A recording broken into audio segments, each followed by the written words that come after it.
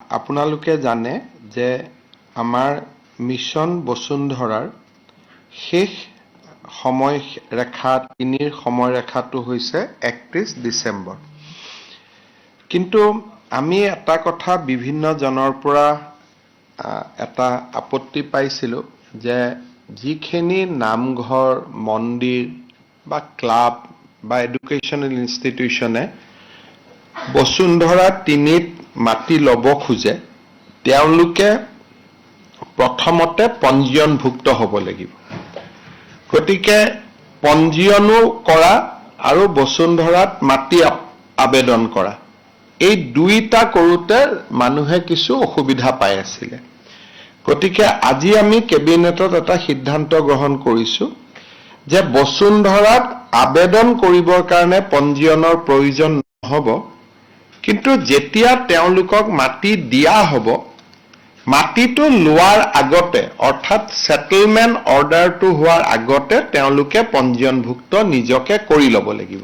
অৰ্থাৎ তেওঁলোকে প্ৰায় 3-4 মাহ এটা অতিৰিক্ত সময় পাই যাব। প্ৰথম আবেদন হয়, আবেদনৰ পিছত আবেদন পৰীক্ষা হয়, ভূমি উপদেষ্টা সমিতি বহে আৰু ভূমি উপদেষ্টা সমিতিয়ে সেই অনুষ্ঠানটোক অফাৰ অফ সেটেলমেন্ট দিয়ে। পিছত 500 টকা বা 1000 টকা দিলে সেটেলমেন্টটো হয়। এই যেটো অফাৰ অফ সেটেলমেন্ট হ'ব সেই সময়ত পঞ্জীয়নৰ কাগজ দিলেও হ'ব।